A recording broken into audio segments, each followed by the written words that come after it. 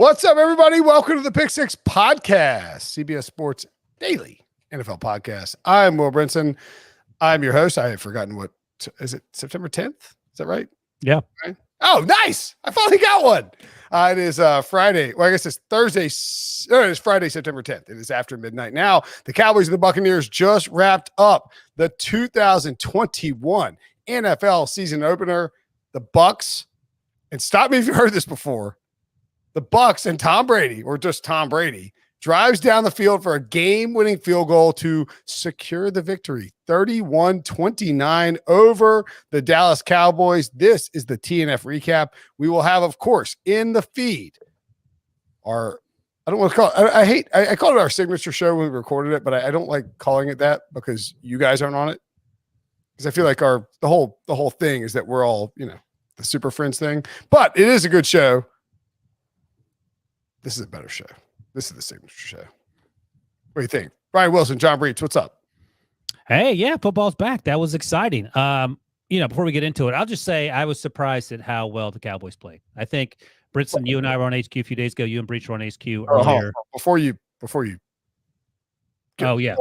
Can we introduce me before you start breaking down the game, Ryan? It's like, wait. Before we do that, I'd rather talk about Bud Light before we talk about John Breech. What were you going to say? Breech, what's up, buddy? Hi, Will. I'm only saying hi to you. He called me rest Will. of this episode. Wheel. That's what you get for introducing him. Will. This episode How is are brought you? to you by, oh yes, Bud Light. Pick Six Podcast is presented by Bud Light, the official beer sponsor of the NFL. Share a limited edition Bud Light team can with us. As you listen along, you saw Breech's Bengals can over Ryan Wilson's right shoulder. You can see his Blitz bag cans, or bottles, actually. Actually, I guess Breech is a bottle too, and so is mine. 2 states, 1 team, the Carolina Panthers.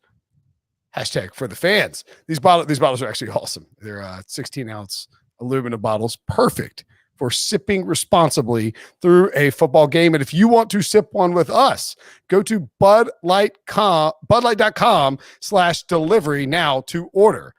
As I mentioned, I got my Panthers bottles here, and I'm ready to cheer the Panthers on and have them win us money, even if it means betting against them with the Jets this week. Again, budlight.com/delivery. Go get yours.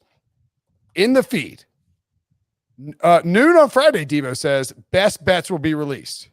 So myself, Kenny White's not doing it this year. There's some time constraints and some issues with HQ. Breech and I were on there with Emery Hunt earlier on Thursday. We will have myself, RJ White, and Pete Prisco. We have a killer parlay, the can't lose parlay on there. That will be dropped at noon on Friday. In the feed is that, and coming up is week 1 recap. This, of course, is the Bucs and Cowboys breakdown. Ryan, as you were saying, the Cowboys are actually impressive. Yeah, it starts with Dak Prescott. The offensive line was great without Zach Martin. We can get into Mike McCarthy's decision-making later. I had some issues. We will. Had some issues with that. The defense played well. Trevon Diggs struggled at times last year. Made a nice play late in the second half that potentially staved off the inevitable Tom Brady comeback. But there were a lot of positives there, and impressed. I was actually thinking during the game, oh boy, am I Washington wins the division bet. But again, it's week 1. A year ago, week 1, the Bucs looked completely overmatched against the Saints. A lot has changed. The only thing that hasn't changed, Breech, is that Tom Brady is still inhuman and the best football player on the planet.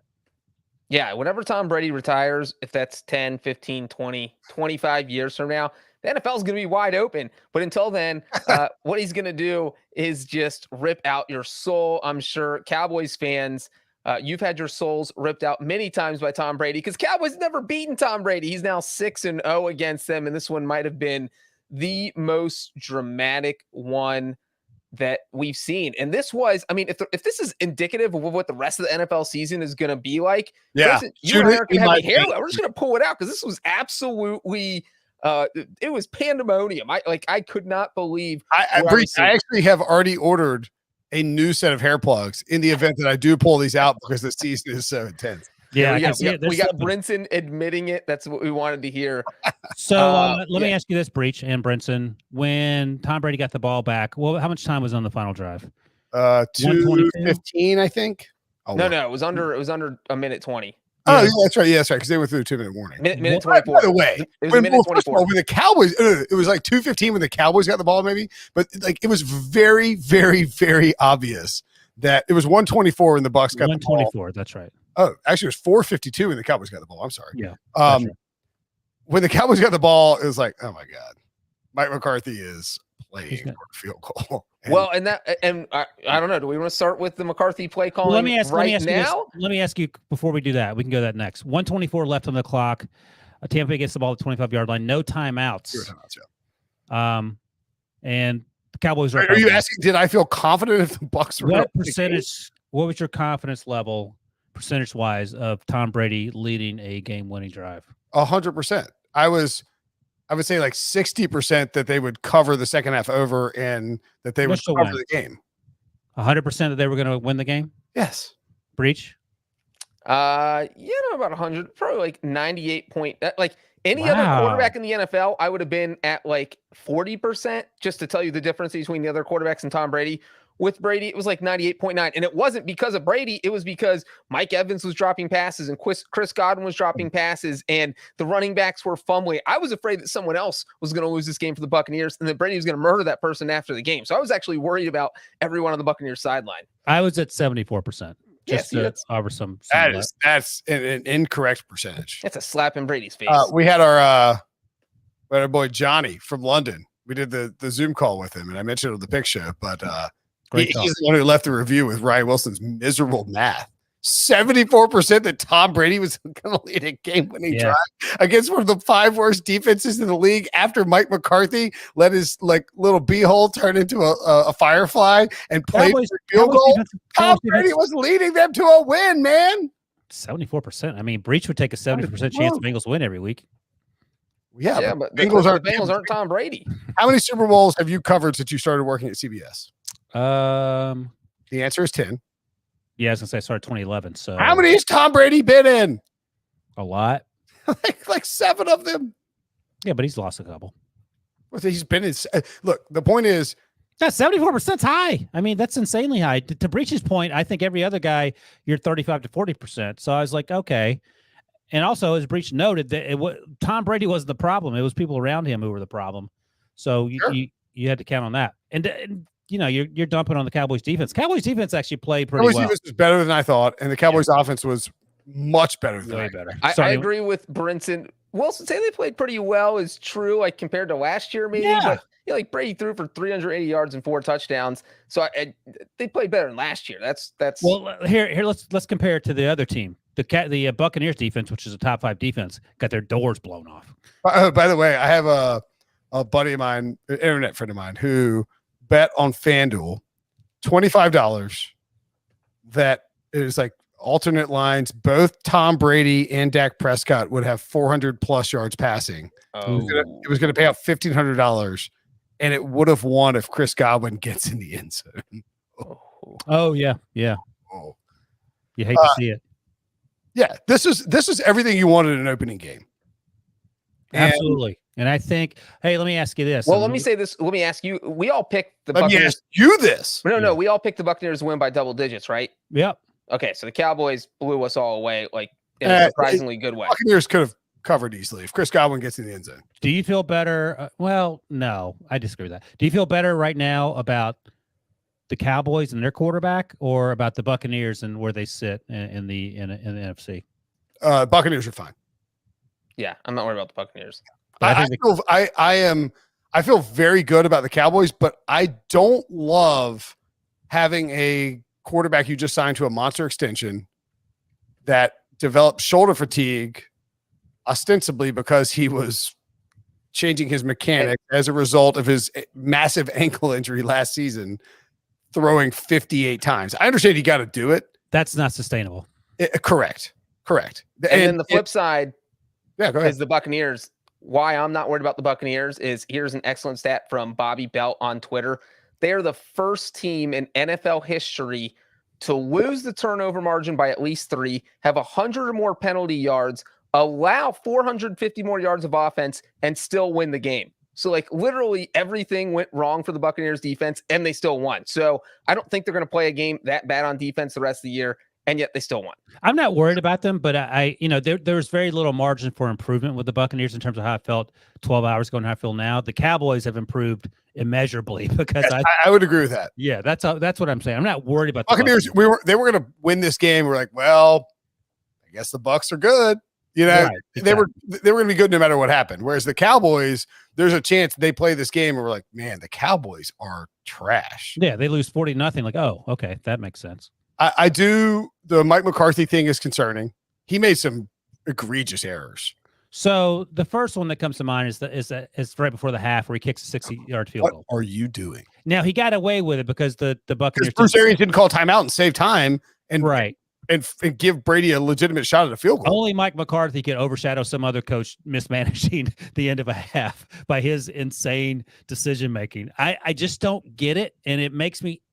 I'm not angry at Mike McCarthy because he's being Mike McCarthy. I'm angry because Mike McCarthy got run out of town in Green Bay for being like antiquated. Takes a year off, and then he tells everyone he's new a little camp out at PFF. Don't do that. Just be who you are. Own it, and then do crap like this, and then your fans can deal with it. So that was one of the issues that bothered me. Breech, I saw Peter Schrager, Good Morning Football, friend of the program, at least according to Brinson, I think he's a friend of the program, tweet out that the Giants special teams coach, Jim Fossil's son, probably talked McCarthy into getting Zerline out there because he had confidence in his kicker. First of all, Mike McCarthy, if that's what happened, Mike McCarthy say, no, that ain't going to happen. That's a terrible idea. Number one. Number two, if you're Greg Zerline as a kicker and you've struggled like you did in the first half, missing an extra point and honking a 31-yard field goal, do you want to try a 60-yard field goal? Yeah, no special teams, no special teams coordinator has the kind of sway to say, if there was 3 seconds left in the half and the half runs out, and so the other team doesn't get any plays, that's different. Then you send your kicker out. When you have a guy who's missed an extra point, who missed a 31-yard field goal, a bunny. He missed a field goal short of an extra point, and he missed it. That miss might have been further away from a goalpost, like horizontal. The goalposts are wide. Vertically, it was like 45 yards left. Well, if right. that were, and so if that were soccer, let me make my joke real quick, Brent. If that were soccer, that would have been a throw-in. That was exactly, and the reason that logic doesn't work, that you send him out there, because you send your kicker out to get his confidence up with like a 25-yard field goal, not a 60-yard field goal that he might miss by 40 yards, because then his confidence is even lower going to halftime. Then if you ask any Cowboys fan how they felt when Zerline was trying that 48-yarder to put the Cowboys in the lead at the end of the game, I guarantee you probably 80% of them thought he was going to miss, and 100% of them were nervous as hell, thinking that he was going to miss because of what he had done earlier in the game. So, I don't buy that. I think McCarthy just made a bad decision that ended up somehow working out. Can I first of all, before I get to I think I have an ice cold take presented by Bud Light Brewing. But before we get there, the Irish YouTube commenter asked, if you switch coaches, would the Cowboys have won? That's a great question. I don't know the answer because I'm not sure that Bruce Arians made a particularly bunch of good decisions in game. He's not kicking a field goal with 60. Challenge he had. Let me ask you guys this. He ran on first down all the time.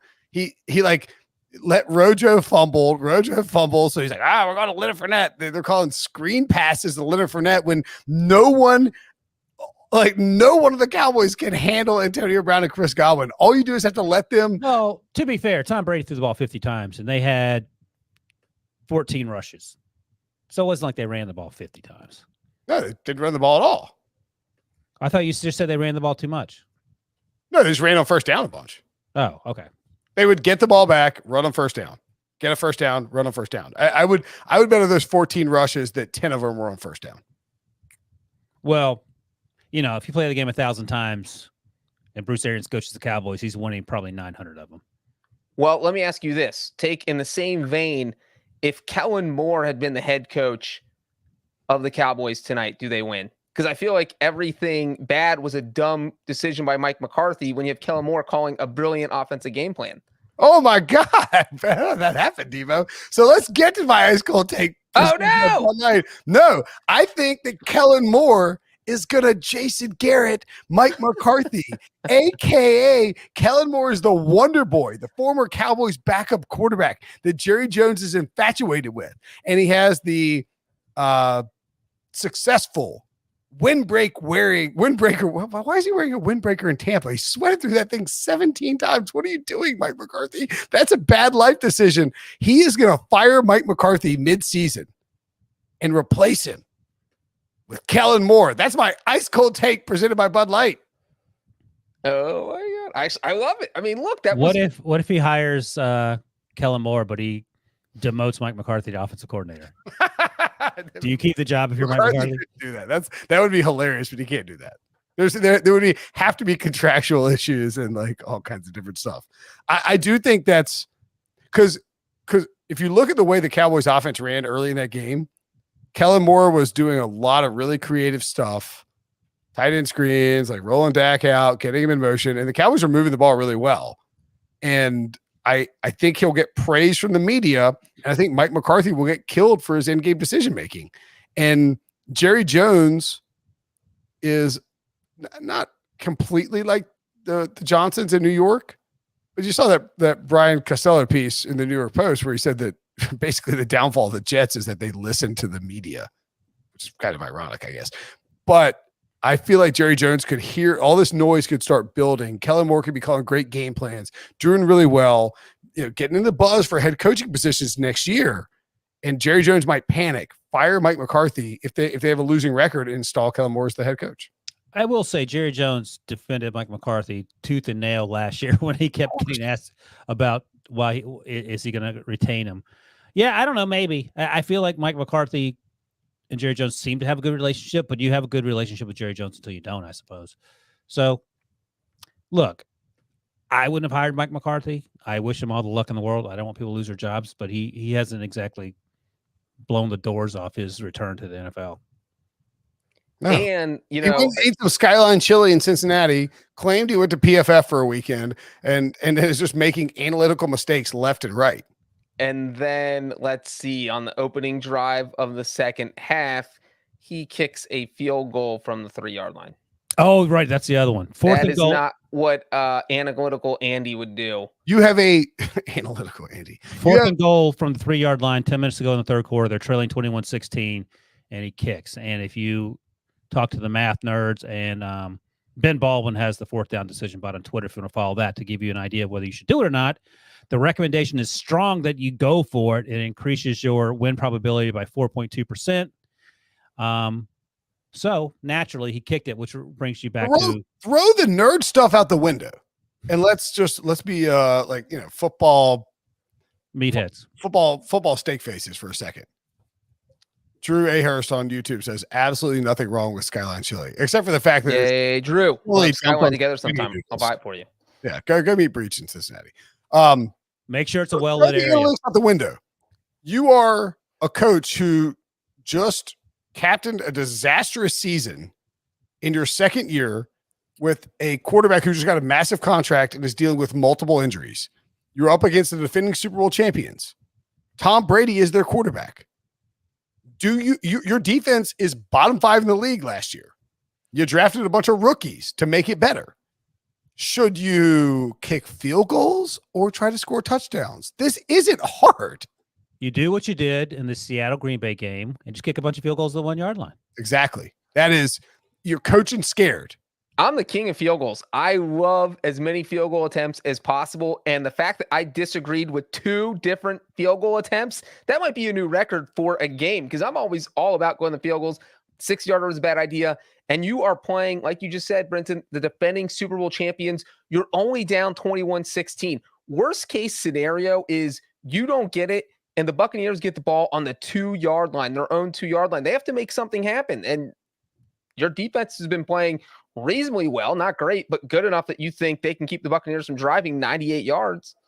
Hey, by the way, if you're watching on YouTube, obviously this podcast will be in the feed on Friday morning, but if you're watching on YouTube right now live as we're streaming, And if you want to watch on YouTube live in the future, go to youtube.com/pick6, hit the subscribe button. If you are watching now, please hit the like button. It helps us a ton.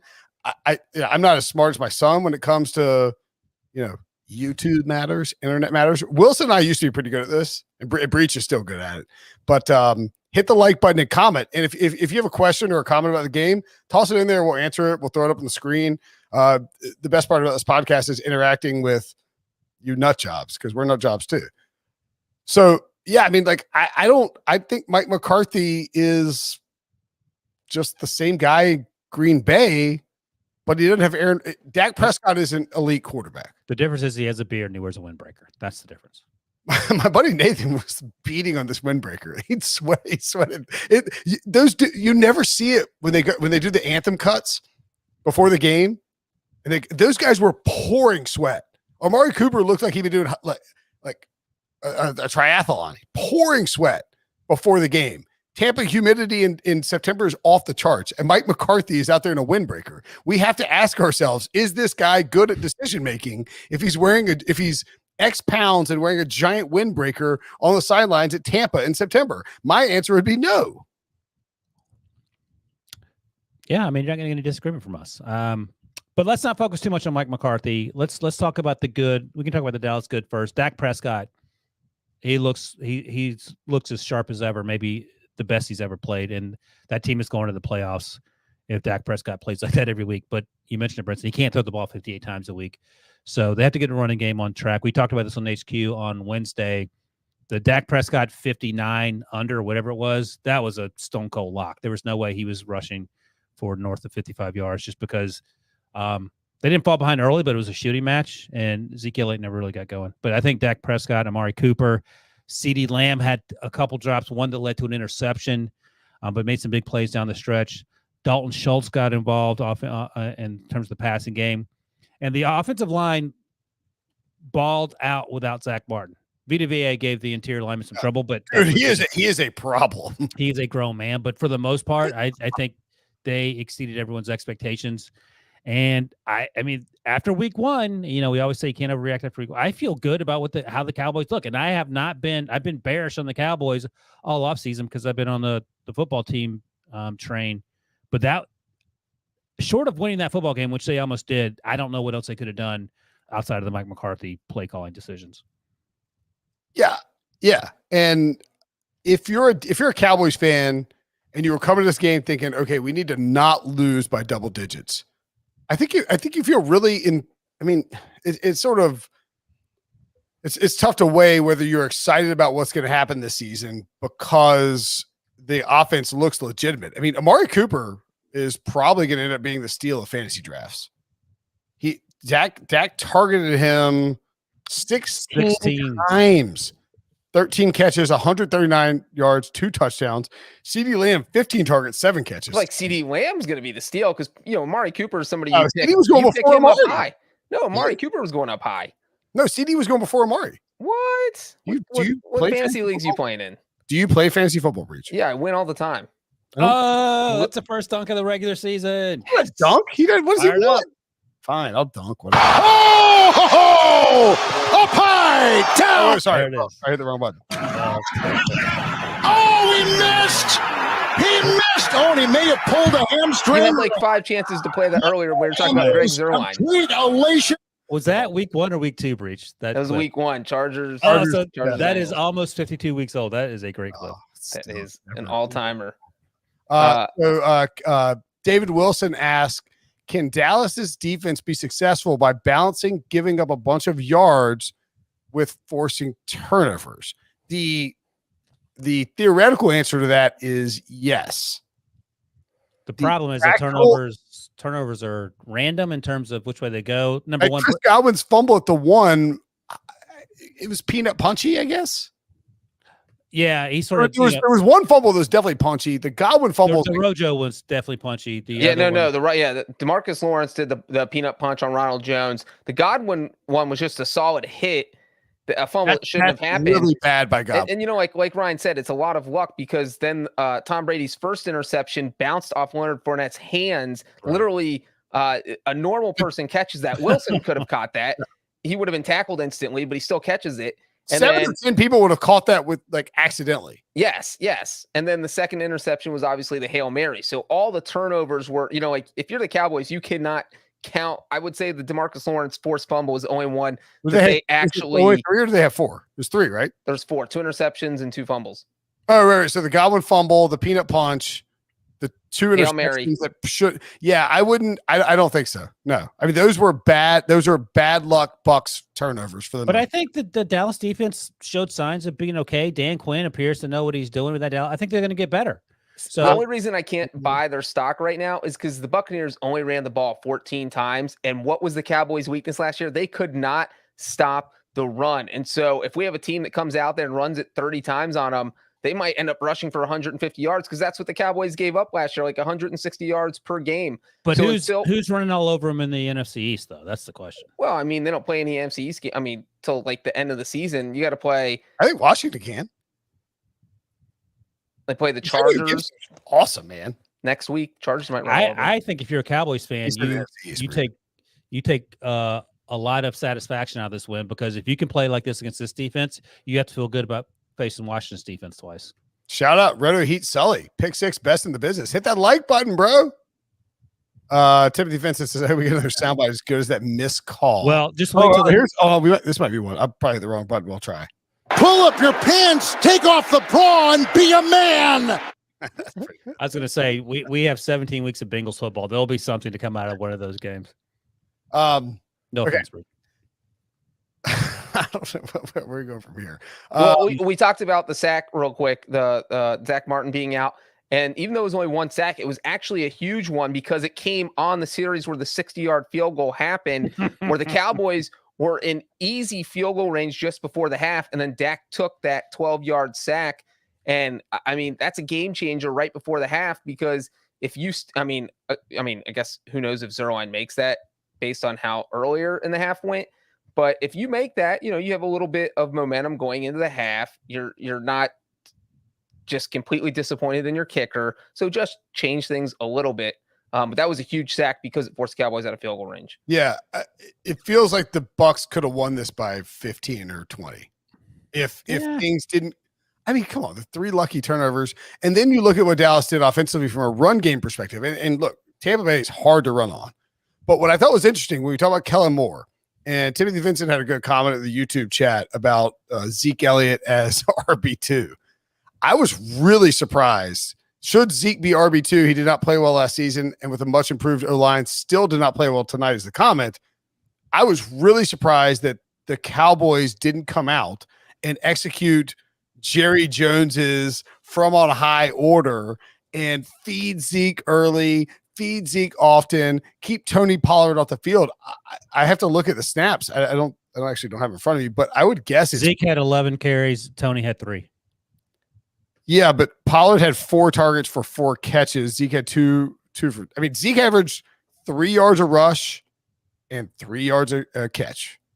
I thought Zeke actually looked a little quicker than he did. He's certainly skinnier and appeared to be in better shape. And, every offseason we joke about these guys coming in better shape, blah, blah, blah. Yeah, I'm not concerned. Like, we just said the Buccaneers aren't exactly the easiest team to run on. So I just think it's foolish. I mean, they could just have Tony Pollard without Zeke's contract. Well, my next point is going to be just don't pay the running back. And Prisco. Here's what I would watch for next week or for on Sunday. So the Chargers are playing the Washington football team, which is a good defense. I want to see how Washington does against the Chargers. Eckler's hurt. No, I don't care about the Chargers offense. I want to see how Washington does offensively against the Chargers. Because if the Chargers are unable to slow down Washington, then I think next week the Cowboys at Chargers over is a really good look. Oh, I think Tampa's defense is good. But it's with the next level over thought. What's that? Playing 4-dimensional over chess. Right. This is well, let's say I mean, that's smart gambling. You start to look ahead and Breech, we do a damn early lines podcast, live podcast on Sunday evening in week 1 where we're trying to pick. I'm playing 4D chess. I guess you guys are saying I'm the Belichick of this podcast. But that's kind of what we're saying. You're the Belichick of the I guess I should have just taken the compliment and let it ride. Yeah. Keep going with it. Let me guys ask you this. Were you more impressed with Gronkowski's contributions or Let me AB's? guys ask you this. I think you did. I said, let me, what did I say? You said, let me guys ask you. Oh, this. let me ask you this. I was trying It to, is 1 a.m. It's too late for Ryan. yeah, it is way too late. Were you more impressed by Gronkowski contributions or AB's? AB, but man, Gronk. Oh, really? 1A and 1B, I think, in that spot, because I'm actually pretty upset at myself for not. So RJ White, our buddy, sharp guy, right? Comes on the podcast and says you should bet Antonio Brown to lead the league in receiving yards. I said on the HQ show that we did, Antonio Brown over 59 yards is the easiest layup. It hit the first quarter, First quarter, he had 77, 71, but yes, close. 3 catches. Yeah. No, and on our HQ show too, I said over receptions 4.5. That snuck in there. But Yeah, that's actually surprising it was that low. yeah, it was. It also worth noting Gronkowski, who, a year ago, I will admit, I said he's just basically a glorified offensive tackle at this point. He wasn't healthy, apparently, and he's a lot better. OJ Howard ran 1 route on Thursday night. I think they're so a couple of things on the. This is a great question, Ryan. On the weapons for Tampa Bay, one, if you find a if Rob Gronkowski and OJ Howard are both healthy, and you can find any under on Cameron Brate, any number tonight, it was 8.5. 8.5 what? Yards. Oh, I thought you meant targets. I was like, oh my God. God, no. I bet must have under lost 8.5 millions. receiving yards. And that was the biggest lock of the century. He plays like 4 snaps a game max if OJ Howard and Robert Gronkowski are healthy. So that is a look every week moving forward if both those guys are healthy. The other concern is if you drafted Mike Evans in fantasy, you might be banged. That's funny, though, because my concern when we were talking on the HQ show earlier this week about Antonio Brown's numbers as well, he's got to share carries with Godwin and Evans. Turns out AB and Tom Brady are, in like Flynn, whereas the losers are going to be the Mike Evans, as you know, Chris Godwin. I think Godwin's fine. Evans is a problem. He had a couple ugly drops. Who, Godwin? Chris Godwin. Evans did. I mean, Godwin did, but Evans also. Might not be healthy. Godwin had that horrible fumble. Well, it wasn't horrible. As Breech noted, he was coming off that spin and got hit just right. Still, you don't want to fumble at the 2-yard line. No, If you fumble at the 2-yard line, it qualifies as horrible no matter how it happened. That's right. The comment said OJ Howard played 6 snaps tonight. Yes, OJ Howard didn't play a ton. There was a miss by Mio, the touchdown for him. But if you look at that was your pregame bet. Well, it's 5-1. I mean, lose 5 okay. all the time. But if you look at what they did, I mean, how many times did they rush? What? 14. If you count an Antonio Brown into round 2. So really like 3 traditional rushes. They were not going to, they came out firing in the passing game. Tom Brady threw 50 passes. He's 44. I think Howard would be involved. The point is take the under on Cameron Brate. By the way, as someone who's 48 years old, I looked at Tom Brady. My first thought is 48. Yeah. Huh. My birthday. We had the same birthday. No, yours is 27. I'm 26. Yeah, but it's close enough. When you're 48, the whole month counts. But when I look at Tom Brady as when he's 44, my first thought is he has Brinson hair plugs. My second thought is he dyes his hair. There's no way he doesn't have any gray hair. Like no gray hair. First of all, the only hair plugs involved here are Drew Brees.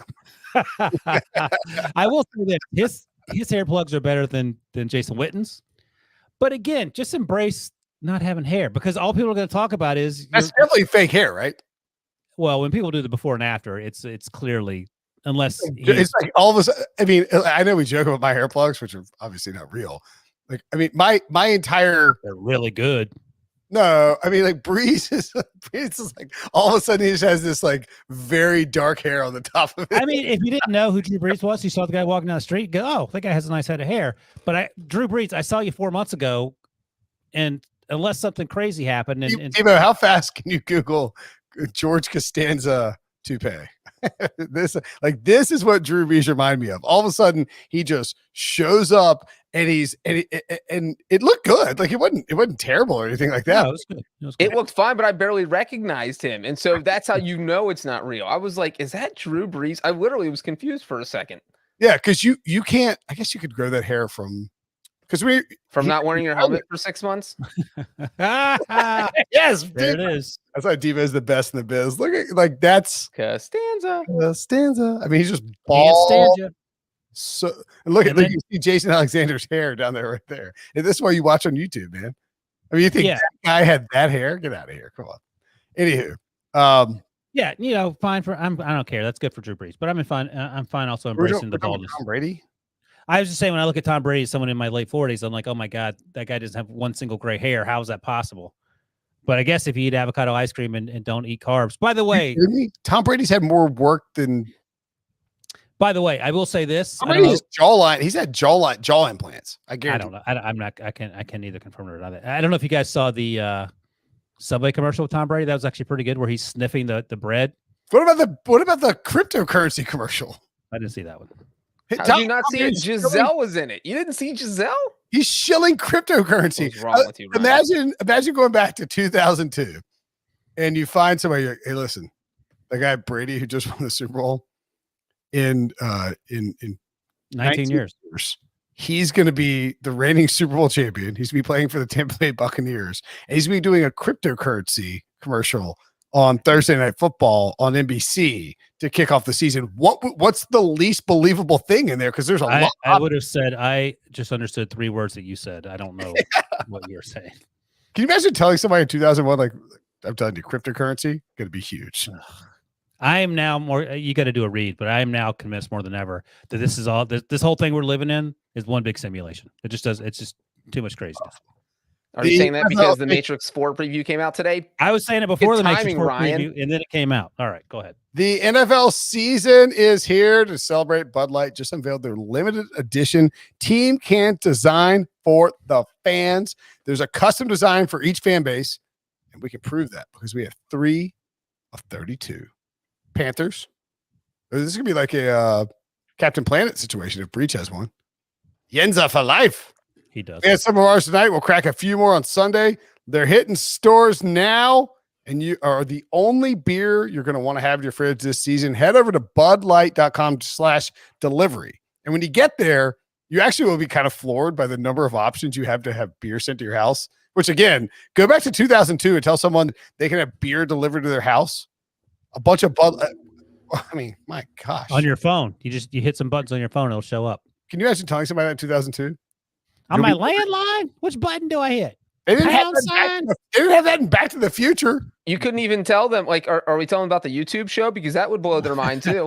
That's a great point, Breech. Yes, some insane human will be telling you about how you can have beer delivered to your house on a live YouTube show by going to budlight.com/delivery to get your beer delivered to your house. Now, icy blue, baby. All right. So, are we done?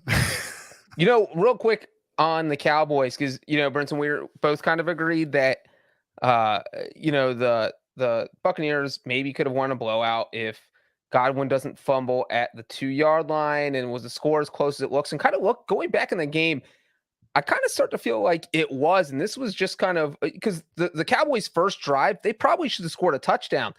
Dak made one bad throw the whole night, and was when he underthrew CD Lamb on that first drive, it would have set him up at the 18-yard line. Was like, oh boy, we got shoulder situation here. Right? No, everyone thought that. Yeah. But CD could have caught that ball. It was a tough catch. He should have caught it. It was, but you can't Dak should have made that throw easy because he was wide open. All of a sudden, the Cowboys would have at the 18-yard line, 1st and 10, and you're probably getting a field goal, but who knows because you have Greg Zuerlein. So I thought that changed the game a little bit. And then again, CD Lamb, Dak hits him with a strike on the only interception that Dak threw. Remember when it happened, everybody's like, what is Dak doing? There's 4 Buccaneers players there. Then you show the replay and it literally hit CD Lamb right in the chest. And I'm sure he was worried about guys. I'm sure he was worried about getting his clock cleaned by those 3 guys. And you kind of put your eyes elsewhere and boom, it bounces off your chest. So you look at those 2 things, and after the interception, the Buccaneers got a touchdown.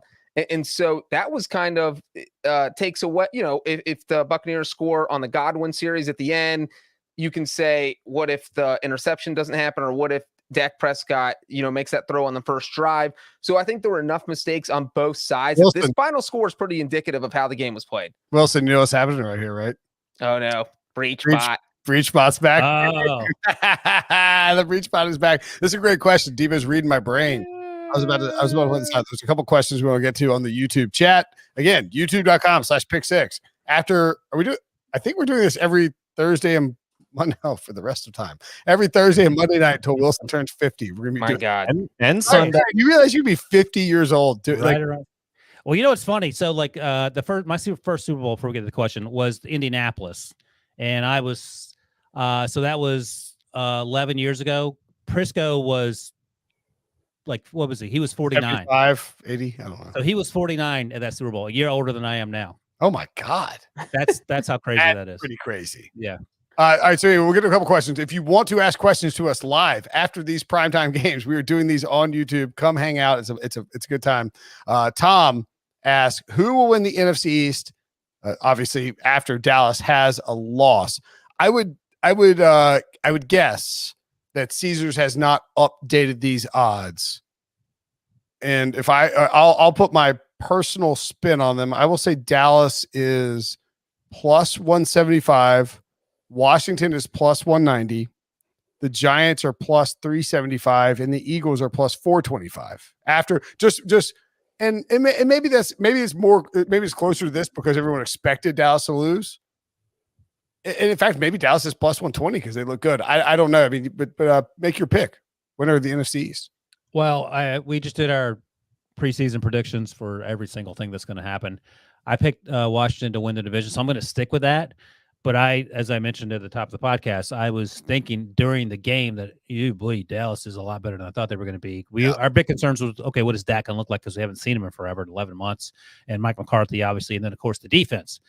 Two of the three things one was really, really good. One was above average for me. I think Breech thought the defense was average, and Mike McCarthy was below average. So I think it's pretty close. We haven't seen Washington play yet, so we'll get some idea about that on Sunday. But I'm going to stick with Washington. But the Cowboys, I feel a lot better about their chances than I did to start the day on Thursday. So you are switching to the Cowboys? No, I just said I'm going to stay with Washington. I'm simpatico with Wilson here. I'm still with Washington, but I would say that my nervous level raised to Greg Zuerlein status. Right, exactly. I am still 100% on the Washington bandwagon. The Cowboys were awesome on Thursday, but I don't think that tells me about how they're going to look. An internal breach bot battle happening right now. Well, it doesn't tell me how they're going to look to the rest of the season. Number one, we will not take over my soul. We still don't know if they can stop the run. And number two, I feel like they came out with kind of this element of surprise that the Buccaneers really weren't ready for. Because when you play the Cowboys and Mike McCarthy, you're expecting him to give the ball to Ezekiel Elliott 25 times and just cram the ball because that's what Mike McCarthy does. And they finally just said, you know what? Let's chuck it up 55 times and see what happens because that's the only way we're going to beat the Buccaneers. And so now that teams are ready for the possibility of Dallas throwing it 55 times and the fact that they might take Zeke out if that's what's best for them, I don't think they're going to be able to surprise teams like they did to Tampa tonight. So I still think Dallas is going to win 8 or 9 games, and I still think Washington's going to win. I will say that the difference between Kellen Moore appears to have, I don't know if he's gained power or say in how to run the offense. He's obviously the offensive coordinator, but Mike McCarthy has ultimate say. The fact that they didn't run it a ton, even though it was a close game, I think is good because Tampa Bay is a great run defense, especially with Vita Vea in there. And they did a lot of Kellen Moore things that were not Mike McCarthy things. That's worth watching. If they are letting Kellen Moore have more input and say into how the offense is run versus Mike McCarthy, I think that benefits the Cowboys as a whole. The other question, wait, let me ask you this, Brinson, because you guys both said and Wilson, because you guys both said you feel good about the Cowboys. If you had to make a pick right now without knowing how good the Chargers are, who do you pick in week 2 between the Cowboys and the Chargers? Chargers. Over. No. 40, yes, Brinson. Well, here's the thing. No, but do you pick the Cowboys or Chargers to win that game? Obviously, you can change. Ooh, how many? Oh, but there are a bunch of Cowboys fans in LA. It's in LA. Here's the thing. Because then they're 0-2. Then they're 0-2. Justin Herbert Justin Herbert. No, but here's I've been pounding this drum, and I'm gonna keep pounding it. Justin Herbert, and I don't want to doubt doing Wilson's drum. He's awesome. No. I'm saying that Justin Herbert has never played against an NFL defense in an NFL stadium in an away game with a full crowd. He played at Oregon for 4 years. Do you want a more fun stat? Well, that wasn't even a stat, but yeah, I'd love a fun stat. Well, a stat. Do you want a fun fact based on your stat? Oh, he missed! Justin Herbert and the Chargers went 1-3 last year in any game that had more than 5,000 people in attendance, and their only win was in Week 17 when the Chiefs rested all their starters. How do you have that stat on hand? That is insane. Because I looked it up. You are a serial killer. He just made it up. It's not even real. That's true. No one cares. I feel like Breech makes stuff up that's not NFL related. But like running marathons in 2 hours. Yeah, he doesn't make up NFL stats. He doesn't make up obscure NFL stats. If Breech tells you an obscure NFL stat, it's probably true. Yeah, that stat is so far out there. It's an impressive stat. It means it's also no way I'm ever researching that. It means literally nothing to me. 5,000 people. Why is that the cutoff? What happens with 6,000? Well, it was the cutoff because the other games there was like 750 people in attendance, and I'm not counting that. My whole concern with the Herbert thing is then there was 0. He's got a new head coach, a new OC, a new center, multiple new offensive linemen, including one who's a rookie, and communicating is going to be a lot harder with a full stadium. And those are all fair concerns. I will say that everything you mentioned is an upgrade from what they had last year. And I love the Chargers this year. I will still take Brandon Staley, knowing literally nothing about him other than what he did last year over Mike McCarthy. So if I'm doing the matchups, defense, I'm taking the Chargers. Quarterback, Dak is probably an advantage based on this week, but we know what Justin Herbert can do. And I'm taking the coach. So that's why it's like Brandon Staley is actually involved in a horrific car accident. He only has one leg and one arm. I'll still take him over Mike. That's morbid. I'll take Brandon Staley. I'll take Don Staley. I'll take Deuce Staley. Last week on this podcast, I'll take any Staley over Mike McCarthy. Name a Staley. I'm taking that person over Mike McCarthy. What? How far down the state? Well, speaking, I got Deuce, Don, and Brandon. I thought you said Lane from Alice in Chains. R.I.P. Oh yeah. The other thing about the Cowboys, the other concern is red zone. Got inside the 24 times, only scored a touchdown once. If they had just gone 50%, again, Mike McCarthy's a scared coach. Yeah, I think. Do the Tampa secondary injuries concern you at all? Yes. Oliver Lloyd asked that. Absolutely. I think, and again, credit to the Cowboys.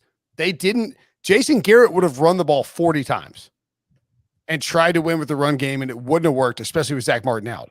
The Cowboys said, we're not going to run with no Zach Martin against that defensive front and those linebackers. And they threw, and they moved Dak around a bit, and they got guys open, and they ran some unique plays that I don't think people expected them to see or expected to see from them. And who's he's got the three names, John Murphy Bunting. Thank you. John Murphy Bunting. John. Probably out for a bit. Yeah, I didn't see the replay, but I saw our buddy Danny Kelly from the Ringer tweet out, why do we keep showing these replays? I don't know why we do. They show these injury replays on football games. Quit doing that. I mean, you get yelled at if you don't show them. You get yelled at if you do. Who's yelling at? No one wants to see that. Anyway, Mike Garofalo of NFL Network said he's going to miss some time. He said it may not be as long as you Saw is like a popular movie. People go and see Human Centipede. Like there are sickos watching stuff. These are the people that want to see injuries. I'm not saying that's me, Brinson. I'm just saying that there is an audience. By the way, people. Oh my god! I was like, is Diva about to show Saul on the YouTube? I know. Like most people camp out for. I love that Wilson's like, why don't we not show an elbow injury? And Breech is like, people love Saw. Yeah. Breech pulling a saw out. He's gonna saw his arm off. All right, settle down, Breech. Angriest in the YouTube. By the way, Mike Edwards got hurt too. He had to leave the game, so that's also another concern. Yeah, I think the back end of the Bucs defense is a problem. But that's why you had the front seven. Sure. Yeah, Shaq Barrett got a sack. Vita VA was doing damage. I didn't realize that Joe Tryon added. They might lead the league in players through 3 names. Joe Tryon, his new. I don't remember his last name now. He's added on a what do you add on? Tryon Bunting. Shoyinka. Joe Tryon Shoyinka. I don't know what that. I heard Chris Collins was saying Joe Tryon Shoyinka. I was like, what is he talking about? I feel like I was watching like a Premier League game for a second because I didn't recognize the name. And then he added a hyphen to his name. I'm not sure why he added it. Just like when Mike Stanton went just veered hard, and he was Giancarlo growing up. He was Mike Stanton, and all of a sudden he's just like, I'm going to be Giancarlo Stanton. I had no idea that was the same person because I don't really follow baseball closely. That's hysterical. But anyway, my point is they have Tryon Shoyinka as well. So I think the front seven is obviously really good, and perhaps that can overcome some of the losses in the back end until they get those guys healthy. And I'm not trying to make light of Joe Tryon's name. It's awesome that he does that. But no, but I mean, Jason Oweh changed his name after he got drafted. Sean Murphy Bunting did. It's a shame that you have to do that. Sean Murphy Bunting did the same thing, and so maybe it's after they get drafted they decide they want to. Right. Once you sign that rookie contract, you're like, I'm going to go by my normal name because Joe Tryon Shoyinka would have been problematic for people to pronounce and people to deal with. Perhaps it's like celebs do that. There's somebody who did somebody really famous who's done that. I can't think of it right now. Anyway, John Breech. John Breech was I don't know. Anyway, okay. In fact, Ricky Nystrom in the YouTube chat says, I feel like CD should go by his given name of Sedarian. Powerful sounding name. Agree. But CD Lamb, that is a name. Somebody texted me today and said, every time I hear CD Lamb, I think about that text that which actually happened.